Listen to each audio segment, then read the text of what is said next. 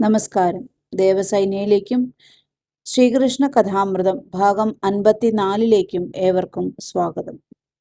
നന്ദഗോപർക്ക് വരുണദർശനവും ഗോപന്മാർക്ക് വൈകുണ്ഠ ദർശനവുമായിരുന്നു കഴിഞ്ഞ അധ്യായത്തിൽ.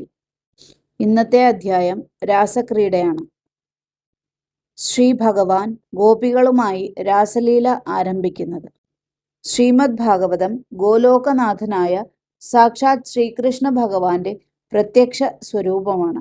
ശ്രീശുകൻ ഇനി വർണ്ണിക്കാൻ പോകുന്ന രാസപഞ്ചാധ്യായി എന്ന സുപ്രസിദ്ധമായ 5 അധ്യായങ്ങൾ ശ്രീമദ് ഭാഗവത ശരീരത്തിലെ പഞ്ചപ്രാണങ്ങളാണെന്നാണ് അഭിജ്ഞമതം. ശ്രീമദ് ഭാഗവതം സർവവേദാന്ത സാരമാകുന്നു. ആ സാരരസാമൃതം പാനം ചെയ്ത് മത്തനായവന് അന്യമായ ഒന്നിലും രതിയുണ്ടാകുന്നതല്ല.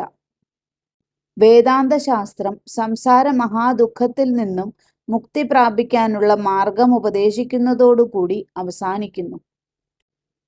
എന്നാൽ ആത്യന്തികമായ സംസാര നിവൃത്തിക്കുമുപരിയായ പ്രേമാനന്ദത്തെ തരുന്നതും അവശ്യം ആസ്വദിക്കേണ്ടതുമായ മുകുന്ദചരണ സേവാമൃതം, മുക്തന്റെ ആനന്ദത്തെക്കാൾ എത്രയോ ഉത്കൃഷ്ടമായ ഭജനാനന്ദം എങ്ങനെ ലഭ്യമാകുമെന്ന് സംശയാതീതമായി ബോധിപ്പിക്കുന്ന ഏക ശാസ്ത്രം ശ്രീമദ് ഭാഗവതമാണ്. ശ്രീമദ് ഭഗവത്ഗീതോപനിഷത്തിന്റെ സാരസാരമായ സർവധർമാൻ പരിത്യജ്യ മാമേകം ശരണം വ്രജ അഹം ത്വാ സർവപാപേഭ്യോ മോക്ഷയിഷ്യാമി മാ ശുച എന്ന ചരമമന്ത്രത്തെ സമ്യക്കായി അനുഷ്ഠിച്ച് ഭക്തലോകത്തിന് പ്രകാശിപ്പിച്ചു കൊടുത്ത ഗോപിത്തമ്പുരാട്ടിമാരോടുകൂടി യുഗളമൂർത്തിയായ ശ്രീ രാധാകൃഷ്ണ പ്രഭു നടത്തിയ അത്യത്ഭുതകരവും അത്ഭുതപൂർവവും അതിദിവ്യവുമായ രാസലീലയെയാണ് ഭഗവാൻ ശ്രീ ബദരായണി ഇനി വർണ്ണിക്കാൻ പോകുന്നത്. ഗോപികളെ പോലെ ശരണാഗതി ധർമ്മം ശരിയായറിഞ്ഞ് സർവധർമ്മങ്ങളെയും പരിത്യജിച്ച് പ്രിയതമനായ ഭഗവാനെ അനന്യഭാവേന ശരണം പ്രാപിച്ചവരായി മറ്റാരും തന്നെ ഇതുവരെ ഉണ്ടായിട്ടില്ല. ക്രീഡാലോലനും ലീലാമാനുഷ വിഗ്രഹനും പ്രപഞ്ച സൂത്രധാരിയുമായ ഭഗവാൻ മന്മഥ വിജയമെന്ന അപൂർവ നാടകമാടുന്നതിനു വേണ്ടി തൻ്റെ അനന്തകോടി ബ്രഹ്മാണ്ടങ്ങളിലെല്ലാം പരിശോധിച്ച് തിരഞ്ഞെടുത്ത മണിരത്നങ്ങളായിരുന്നു ഗോപികൾ. ശുദ്ധ സ്ഫടിക സങ്കാശങ്ങളായ ആ ദിവ്യാത്മാക്കളിൽ മാത്രമേ മഹാപ്രഭുവിന് തൻ്റെ പ്രതിബിംബം വികൃതമാകാതെ ദർശിക്കുവാൻ കഴിഞ്ഞുള്ളൂ. അവരോടുകൂടിയല്ലാതെ ശ്രീ ഭഗവാൻ മറ്റാരോടുകൂടി ക്രീഡിക്കും? അതിനാൽ ദിവ്യമല്ലാത്തതായ യാതൊന്നും തന്നെ അവശേഷിക്കാത്ത പരമ പരിശുദ്ധകളായ ഗോപികളോടുകൂടി ദേവദേവേശൻ രാസലീലയാടി.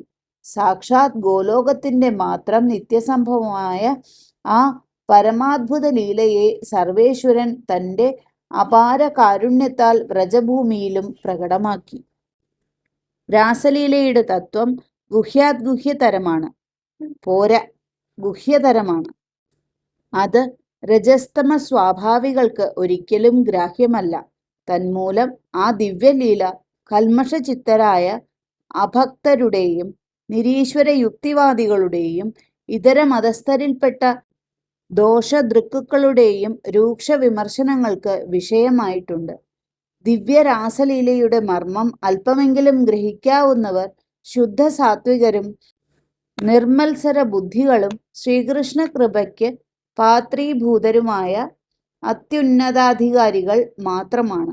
അതിനാൽ ഭഗവത് കൃപാകാംക്ഷികളായ നാം അത്യന്തം നമ്രതയോടും ഹൃദയശുദ്ധിയോടും കൂടി വേണം ഈ കഥാഭാഗത്തെ സമീപിക്കുവാൻ. രാസക്രീഡാ വർണ്ണനം സമാരംഭിക്കുന്ന സപ്താഹയജ്ഞശാലയിലേക്ക് നമുക്കൊന്ന് എത്തിനോക്കാം. മഹാത്മാക്കളും സർവസംഘ പരിത്യാഗികളും ജീവൻ മുക്തരുമായ ബ്രഹ്മർഷികളും രാജർഷികളും ദേവർഷികളും ശ്രീ ഭഗവാന്റെ പാദതീർത്ഥമായ ഗംഗയുടെ തീരത്തിലുള്ള യജ്ഞശാലയിൽ കഥാശ്രവണ തൽപരരായി എത്തിച്ചേർന്നിരിക്കുന്നു. അഗ്രാസനത്തിൽ ഉപവിഷ്ടനായി കഥാലാപനം ചെയ്യുന്ന ശ്രീശുക മഹർഷി ജന്മനാ വിരക്തനും പരമഹംസ ചൂടാമണിയുമാണ്. ശ്രീ വേദവ്യാസ ഭഗവാന് ശ്രീകൃഷ്ണാരാധനത്താൽ ലഭിച്ച മഹാപ്രസാദമാണ് ശ്രീശുകൻ. ആത്മാരാമനായ അവിടുത്തേക്ക് ശ്രീഹരി ലീലാകഥകളല്ലാതെ മറ്റൊന്നും പറയാനില്ല. പുരോഭാഗത്തിരിക്കുന്ന മുഖ്യ ശ്രോതാവായ ശ്രീ പരീക്ഷിത്ത് സദ്ഗുരുനാഥന്റെ ശ്രീമുഖത്തു നിന്നും കണ്ണെടുക്കാതെ ബദ്ധശ്രദ്ധനായി കഥാമൃതപാനം ചെയ്യുന്നു. നന്ദി, നമസ്കാരം.